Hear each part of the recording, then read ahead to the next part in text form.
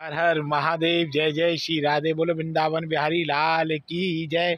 जय सीताराम। आज बहुत ठंड थी सुबह।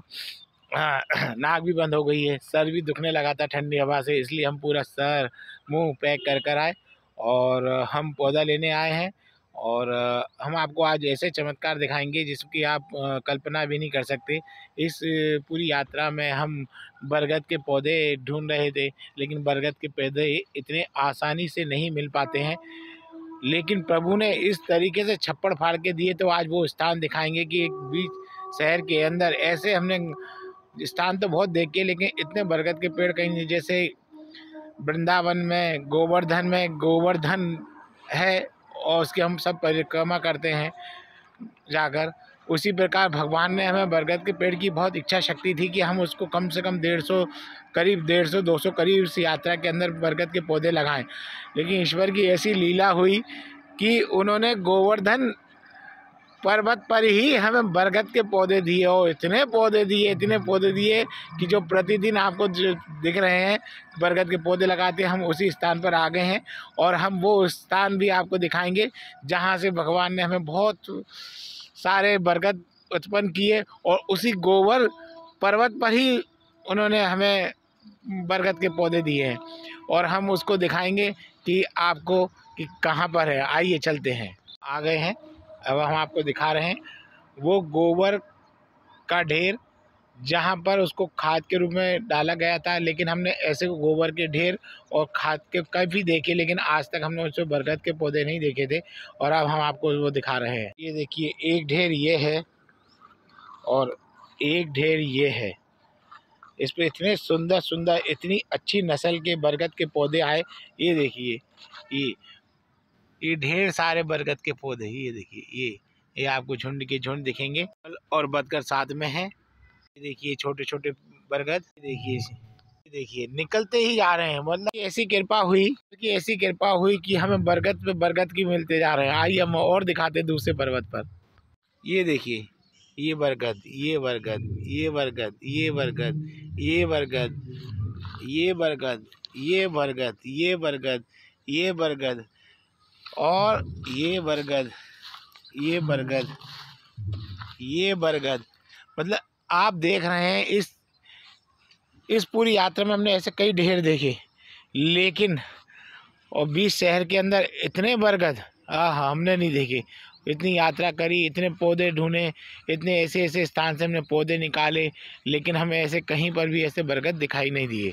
इन सब दृश्यों को इसलिए दिखाते हैं कि जब आप किसी भी कार्य या किसी भी मंजिल की तरफ आप चलते हैं तो मंजिल कठिन जरूर लगती है, लेकिन प्रभु उस मंजिल को सरल बना देते हैं। आप देख ही रहे होंगे, बरगद इतनी आसानी से नहीं मिलता है, लेकिन प्रभु ने उस यात्रा को देखा, उस यात्रा के समर्पण को देखा, तो उस यात्रा को इतना सरल और सुगम बना दिया कि हम उस कार्य को करने में हमें रस और आनंद की अनुभूति हो गई। परीक्षाएं सारी प्रकार की ली ईश्वर ने, लेकिन उस परीक्षा में आप पास होते चले गए, तो फिर उसके बाद तो ऐसा लगा कि जैसे बिल्कुल नेशनल हाईवे दे दिया, बस दौड़ते जाओ दौड़ते जाओ दौड़ते जाओ, सारी मंजिल मिलेंगे। अब इसी के साथ हम आइए बरगद का पौधा निकालते हैं और आगे उसको उचित स्थान पर ले चलेंगे। आइए हम बरगद का पौधा निकालते हैं।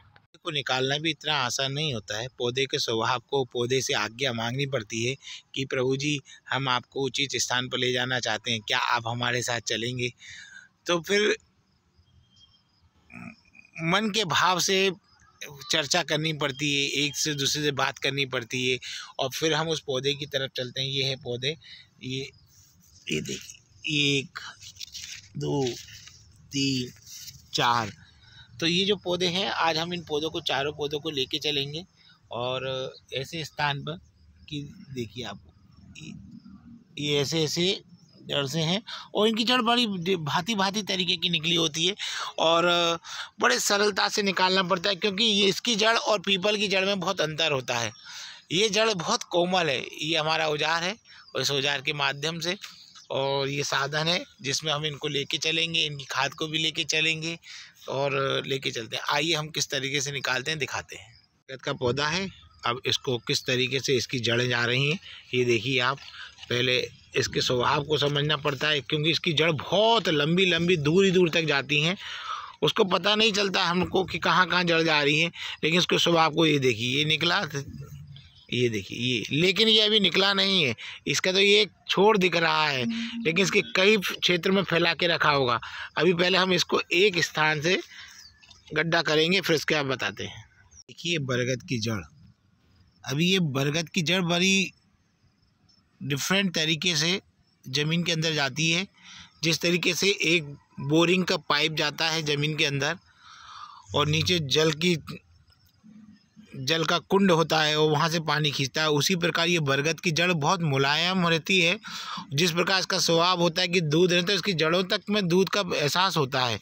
ये देखिए आप, दूध निकल रहा है, ये देखिए इसकी जड़ों में से तक दूध, ये आपको दूध दिख रहा होगा, ये देखिए ये इसकी जड़ों में भी बहुत दूध रहता है और बहुत नाजुक होती है, और इसकी बिल्कुल जड़ जाती है पाइप की जैसी और फिर जाके नीचे जाकर फैलती है जड़ों को। ये देखो आप, ये एक ये जड़ दिख रही होगी, एक ये जड़ दिख रही होगी। अब ये नीचे अपना हिस्सा फैला के रखा होगा, लेकिन इसका एक सिरा है, अभी ये दूसरा सिरे की तरफ ही हमें प्रवेश करना है। अभी तो ये अब हम आपको दिखाते हैं। अभी तक इसकी जड़ का कोई अता पता नहीं है, ये वापस घूम के अंदर की उसी दूसरी तरफ चली गई है, और एक ये चली गई है, और तीसरी ये थोड़ी मशक्क़त के कारण टूट गई है अंदर ही अंदर।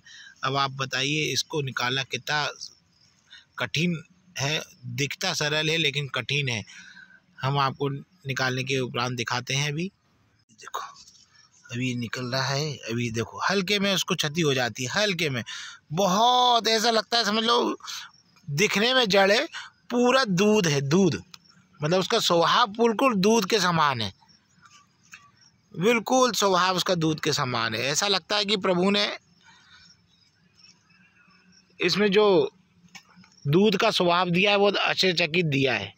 ये एक आ चुका है, बहुत बहुत बधाइयाँ आप सबको, एक बरगद का पेड़ आ चुका है। आगे दूसरा निकालते हैं। बहुत सारे देखिए, यहाँ पर ही एक और बरगद मिला, एक ये पनप रहा है ना।